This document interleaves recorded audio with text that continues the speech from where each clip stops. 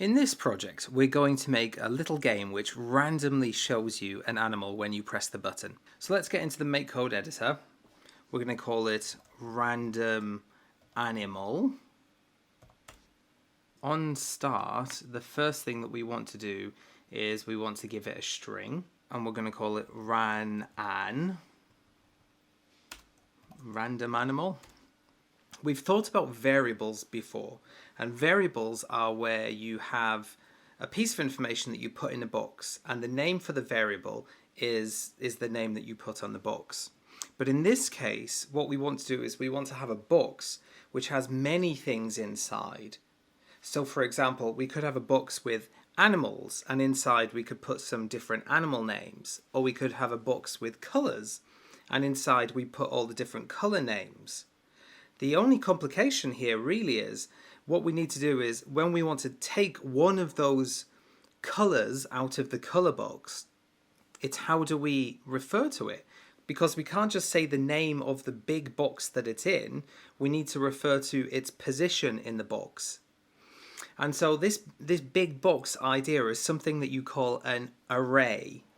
And the way of referring to a part inside that array is the index. So let's set up an array with some animal names. For this, we need to go into the advanced blocks and arrays. And then we will set a text list, it says here, to an array of A, B, C. Well, I'm going to change that variable name to begin with. And I'm going to call it animal names. Okay. Now you can see it's called animal names, and then I'm going to change this to ant and dog,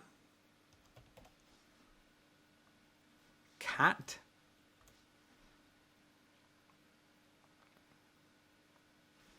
you, because you're an animal, and cow. Can we think of any more short ones? Fish. Although apparently scientists think that there's no such thing as a fish. So you can see this looks quite similar to when we just define a variable. I'll just make a new variable. Just for the sake of seeing it clearly, I'll put it in the forever loop. You can see here that they look very similar. We have to set, and then we put the name of the variable, or in this case the array. Now, what do we want to happen? When we press button A, we want the microbit to randomly choose one of the animal names, and then we want to display that name. For this, we need to make a new variable, random choice.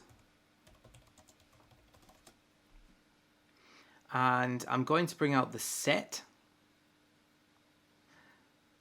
At the moment, we've just set this random choice to 0, but what we want the microbit to choose one of these animals that is in the array box.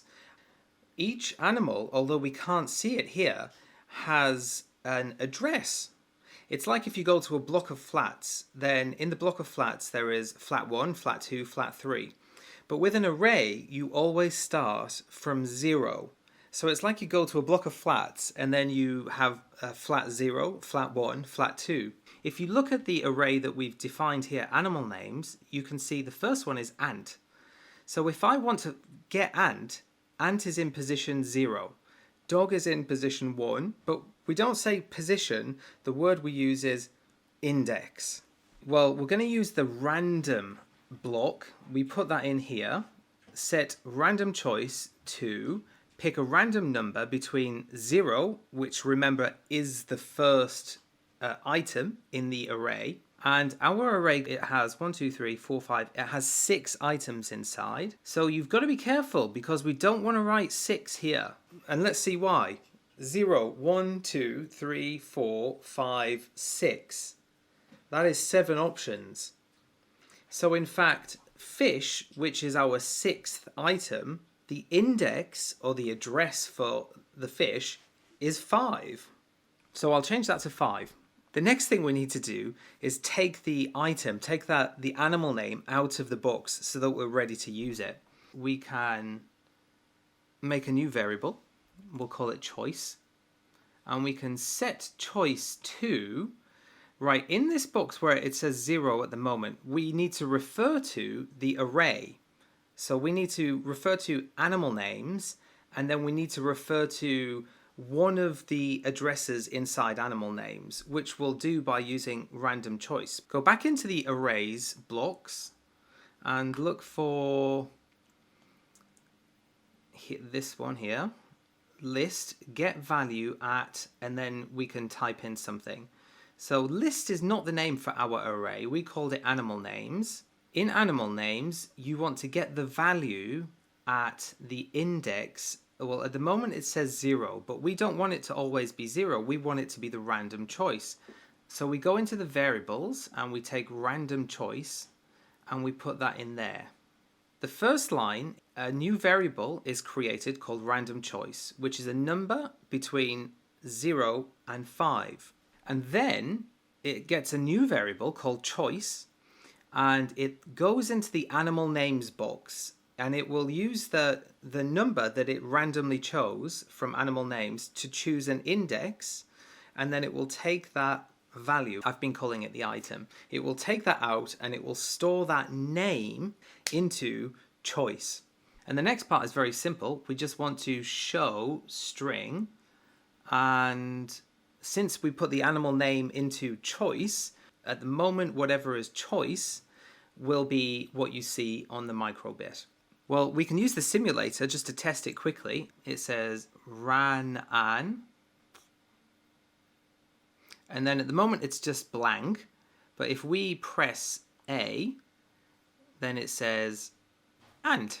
So it shows us the name, and it's just going to repeat that because that's in the forever loop. If I press A again, then when it finishes saying and, it says and again. If I press A again, it says cow. If I press A again, it says you. How can we upgrade this to make it a little bit better? Well, sure, at the moment we've got 6 items, but what if we add another one, which is virus? Is that an animal? And we add another one, fly. Well, now we will never see virus or fly because in our pick random, it only goes up to index 5. Well, we can get the computer to automatically adjust to that. And to do that, we go into the array and we want to know the length of the array. So we pull this value out, and instead of saying pick random number from 0 to 5, we put length of array in there. I'm going to actually get rid of a lot of these options because something strange is going to happen in this case. Okay, let's look at the simulator. When I press A, we're expecting to see either ant or dog or cat. We see ant. Press it again. We see ant. Press it again. We see ant. Press it again. Oh, the length of the array. We didn't change the length of the array. So the length of the array, it defaults to saying list, but we want to change it to our array, which is animal names. Okay, let's go over to the simulator. If we press A, we see ant. If I press A, we see cat. If I press A, ant. Press A. Undefined.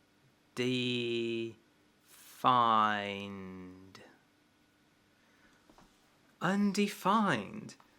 So what went wrong here? If we look at the code, this part here that says length of array, animal names, what will this return? What value?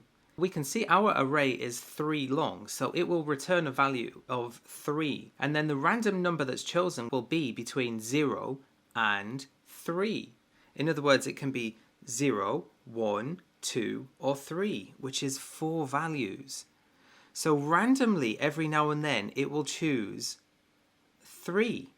And it will look for 3 in this line inside the array. But there will be nothing at that address. There's no value in this array at index 3. Well, how can we deal with that? We just go into math and subtract, we put that in there, and then we say the length of the array minus 1. And if we do that, we will no longer have a problem, because it will say, yes, there's 3 items in the array, but since the first item is always at the address 0, the largest index is the total number of items minus 1. So in this project, we were introduced to the idea of an array, which is really just a box that you can organize something in. In the next project, we are going to use an array to help organize our information as we use the A button and the B button to light up and turn off the LEDs in the LED matrix.